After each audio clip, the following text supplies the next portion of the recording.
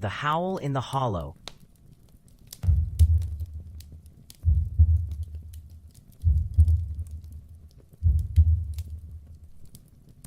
The first time I heard the screams, I was still a mile away from the cabin. The wind whipped through the trees, a shrill whistle that sent 100 tiny shivers down my spine. But the sound that gripped me was unmistakably human, tinged with a raw terror that echoed in the silence of the mountains. "Don't be stupid," I muttered to myself, driving deeper into the woods. I'd come to the mountains to escape my life in the city, a place that felt suffocating after my mom's death. The solitude was supposed to heal me, the silence a balm for my grief. But as I unlatched the creaking cabin door, a new tension braided itself into the air, thick with the scent of pine and damp earth. The cabin was small, as promised, with a single window that looked out over the deepening shadows of the forest. I tossed my backpack onto the worn wooden table and inhaled, trying to absorb the fresh freedom that surrounded me. But that scream lingered, echoing off the rocky walls of my mind. "Just nature," I whispered to myself, rubbing my arms as a cold draft slipped through the cracks. I opened the window wider, hoping to let the chill brisk away the remnants of the sound. Outside, the sky was bruised purple and gray, the sun sinking low behind the peaks. As night fell, shadows stretched across the ground, like skeletal fingers. I lit a fire, careful not to spark any wild flares that would catch the attention of the forest's imagined horrors. I sat by the flickering flames, the wood crackling and popping, but couldn't shake the image of whatever had made that noise. I'd heard the tales of the mountain creature, an old wives' fable glancing off the lips of locals who'd lived here long before I arrived. Half man, half beast, it was said to roam these woods, drawing unsuspecting wanderers away from safety with its howls before devouring them whole. I dismissed it as folklore. But as the darkness deepened, I could feel the eyes watching me, the chill settling in my bones.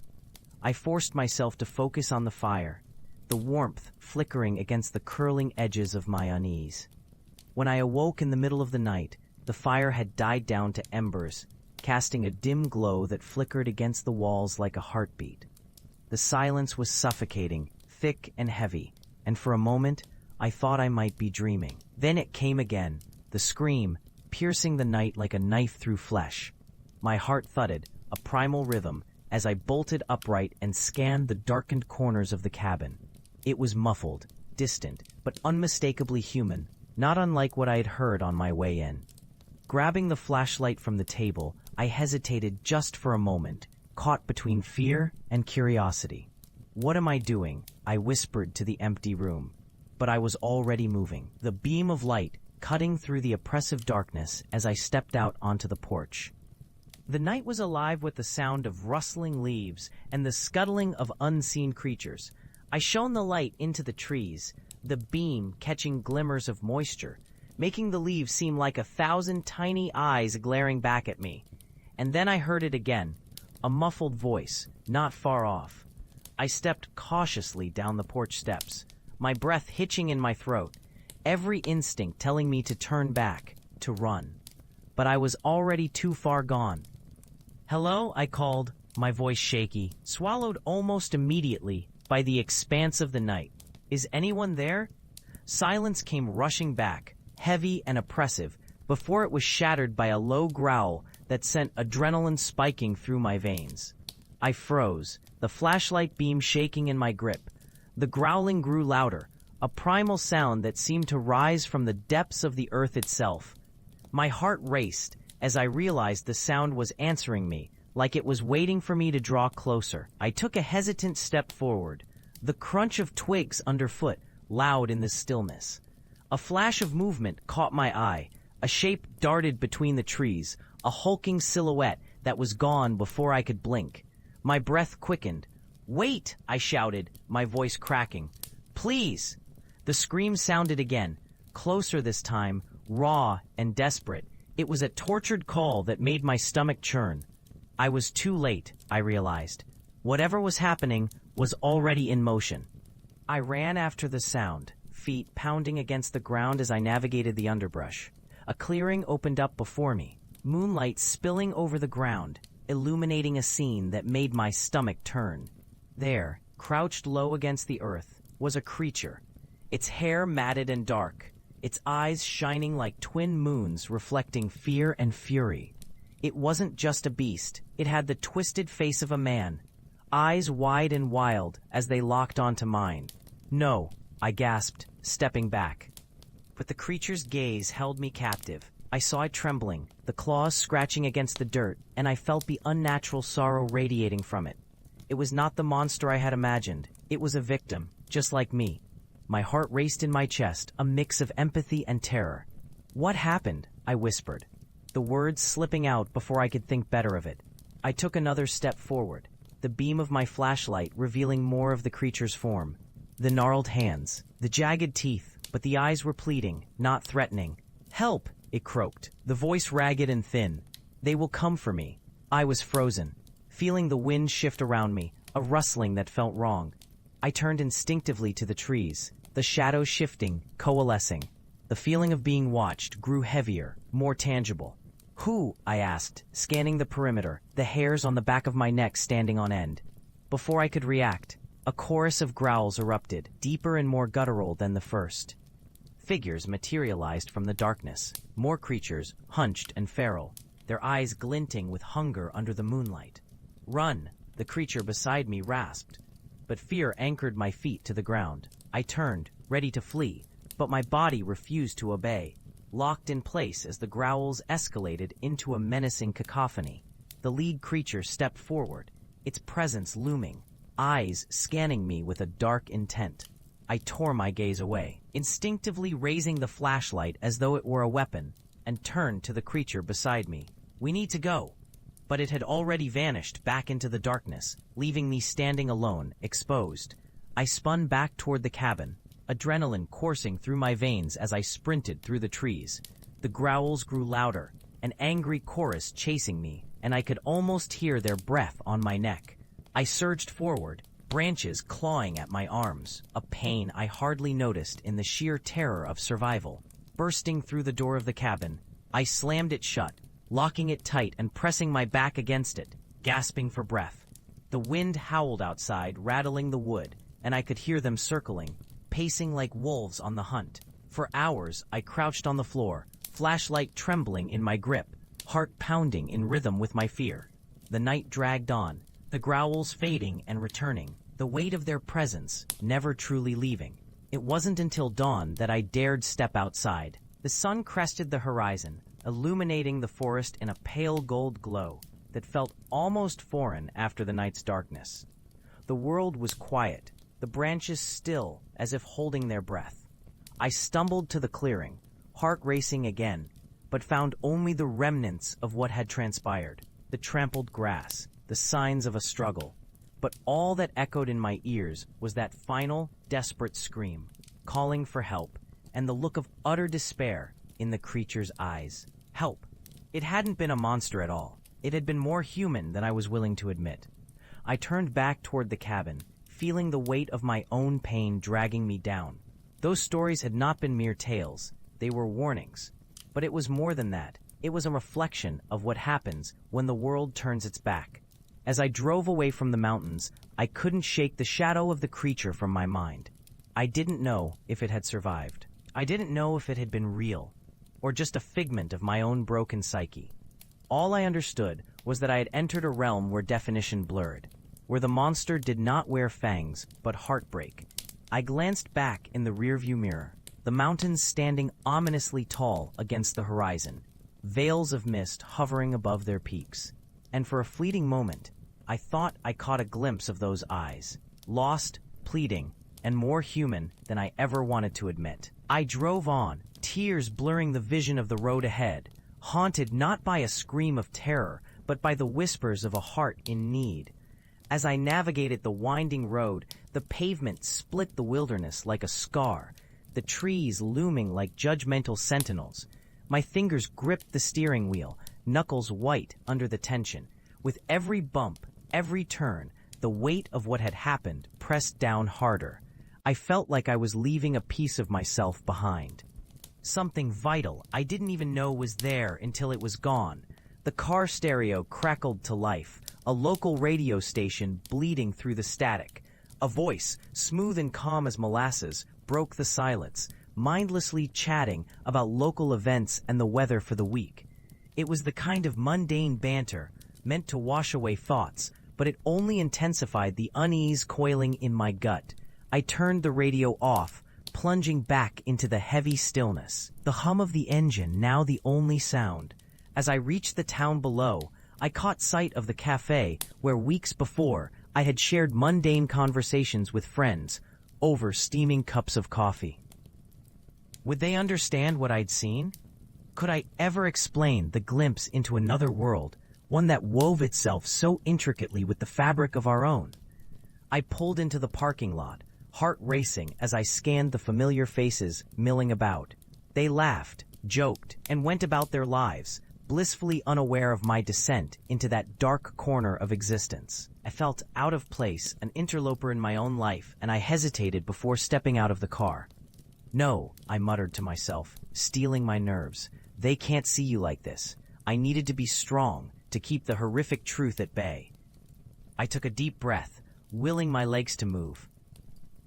The moment I stepped inside, a wave of warmth washed over me, but it felt foreign, a stark contrast to the chill still clinging to my skin. Hey, didn't expect to see you here. Lila, a barista with wild curls and an infectious smile, greeted me from behind the counter. Her enthusiasm felt like a slap to the face. I forced a smile, my heart heavy with secrets. Just grabbing a coffee, I replied, my voice sounding hollow, even to my own ears. I watched as she moved with the ease of someone who belonged, while I stood rooted, feeling the weight of the world pressing down on me. Hope you're feeling better, she said, her tone suddenly dipping with concern. You seemed a bit off last time.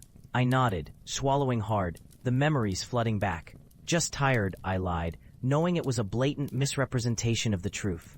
As the aroma of fresh coffee filled the air, a woman entered. Her hair was disheveled, eyes wild with a panic that mirrored the echo of that night in the forest. Something about her presence sent a jolt of recognition through me, and I felt myself gravitating toward her, drawn by a connection I couldn't comprehend. Excuse me, I said, leaving my place at the counter, the mug of coffee forgotten. Are you okay? She turned, eyes wide and desperate. You were at the cabin. A chill took me, the rest of the cafe fading into mere background noise. I was, I replied, my heart crashing in my chest. I don't know what else to do. Her voice quivered, and I could feel the tremors in her hands. They're still out there. Who?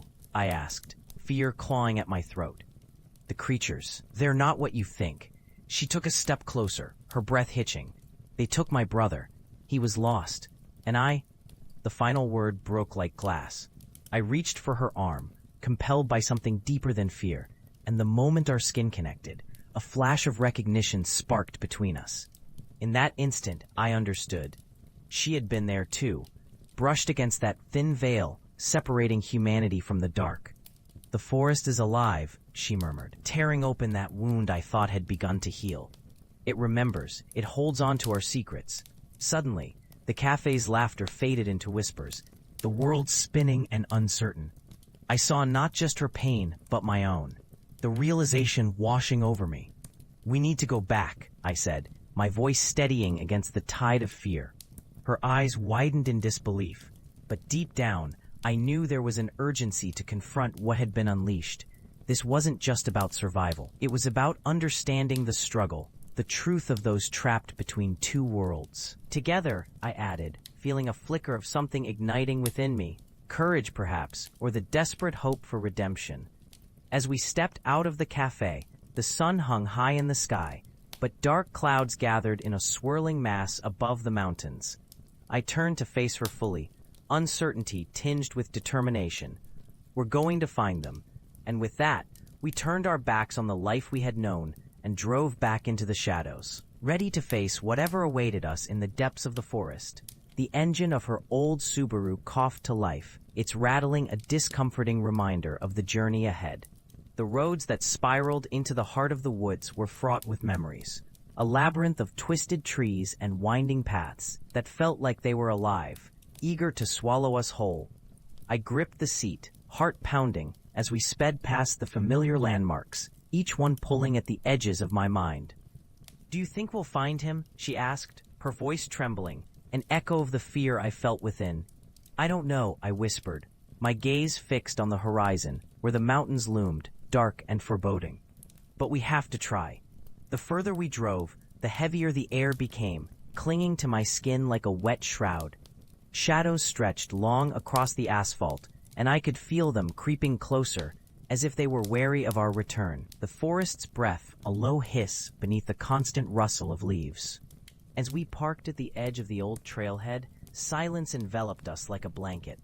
The trees loomed overhead, their gnarled branches twisting like skeletal fingers.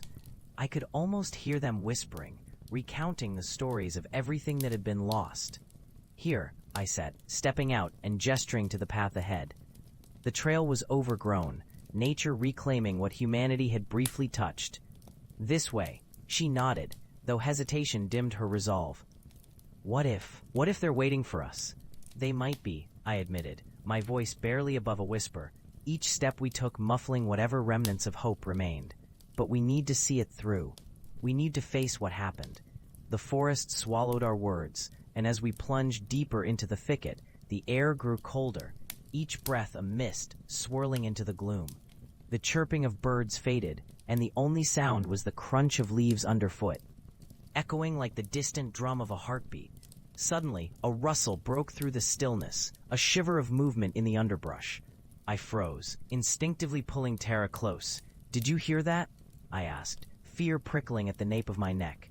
"Yeah," she replied, eyes wide. "It's just the wind, right?"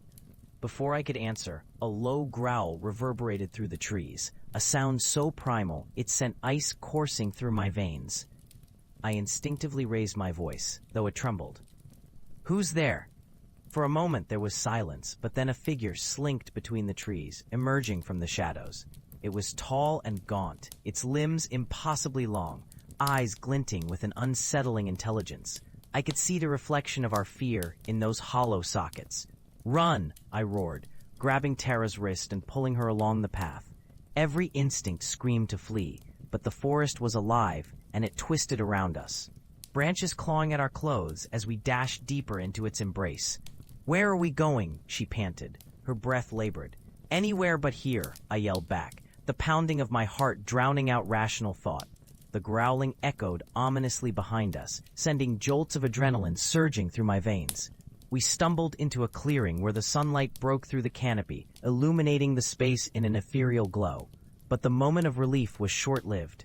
Ahead, I saw the remnants of the cabin, half dilapidated and shrouded in the very secrets I hoped to uncover. My breath hitched as I turned to Tara. "There. Are you sure?" she asked, terror etched on her face. "The only way to find your brother is to confront what's hiding in here," I said, pushing past my own doubts. "We can't let it win." With reluctant determination, we stepped toward the cabin, each creak of the floorboards beneath us a reminder that the past could not be escaped so easily. The air inside was thick with the scent of rot and decay, memory swirling like dust motes. The interior lay as I'd left it, fragments of old belongings strewn about, a broken chair, shattered glass glinting in the corners. But there was something else, a chill that sliced through me like a blade. "Over here," I said, directing Tara toward a tattered journal lying on a table, the cover worn and nearly disintegrating. As I opened it, a shudder ran through me, a creeping dread mixed with the strange nostalgia of having felt its pages before. It detailed encounters with something not entirely of our world, something that thrived on fear and regret. "Listen to this," I began reading aloud, my voice shaking. "They take those who wander too far into the dark, promising them solace while trapping their souls in shadows." Tara's eyes widened, panic seeping into her features as she stared at the words. "My brother, he..." The growl echoed again, louder this time, reverberating through the cabin walls, rattling the very bones of the place, an urgency that beckoned us. We were not alone. It was time. "Whatever happens, stay close," I urged, feeling a rush of protective instinct. The weight of every past decision hung on us, the weight of every terrified scream from the depths of the forest. Together, we crossed the threshold into the unknown, ready to face the darkness that had long held dominion over the lost. I could feel the pulse of the forest, a living entity that was both comforting and terrifying. And as I stepped deeper into that dark embrace, I knew this wasn't just about finding Tara's brother. It was about claiming the pieces of ourselves we had sacrificed in the name of survival. The forest waited, and so did I. The growl reverberated again, shaking the walls. Tara's breath caught in her throat, a mix of fear and hope reflecting in her wide eyes.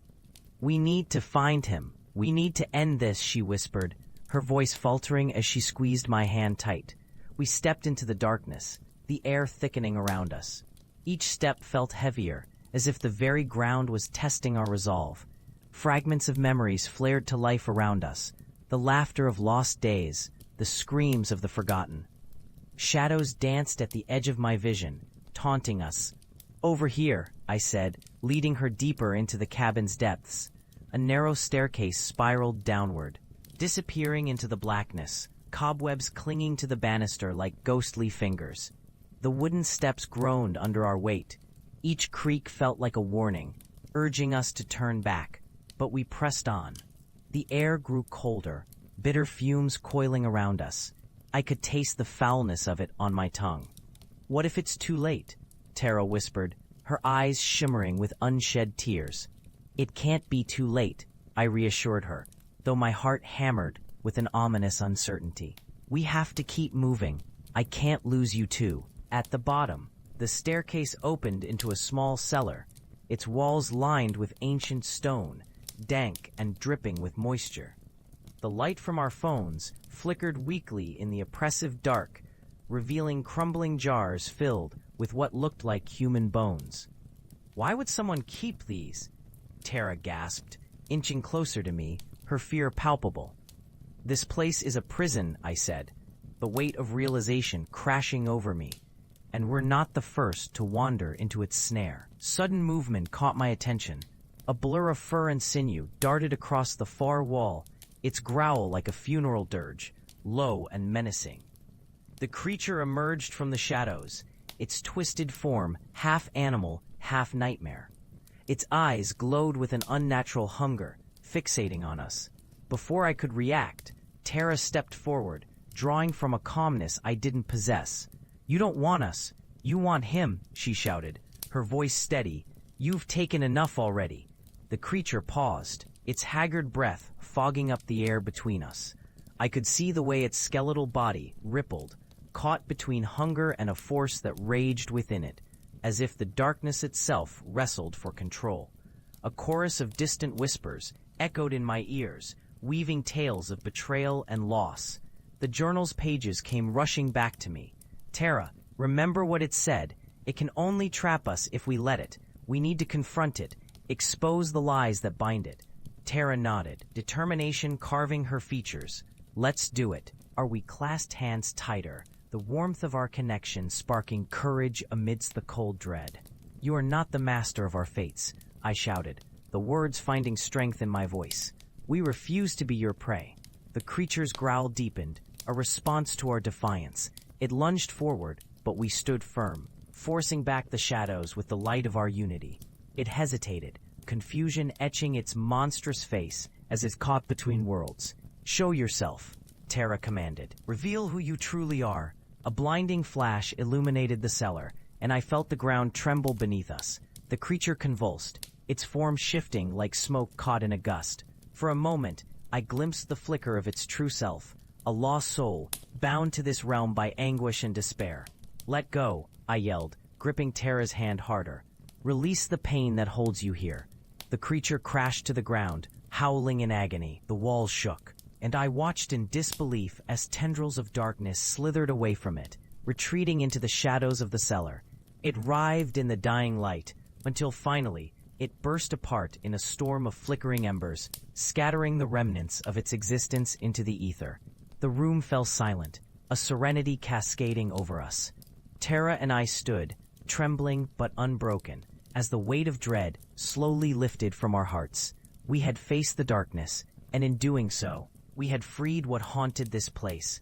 Is it over? Tara asked, her voice a soft whisper. I looked around the cellar, feeling the lingering warmth of light washing over us. For now, I said, pulling her into an embrace. But we'll carry this with us. We've reclaimed more than just our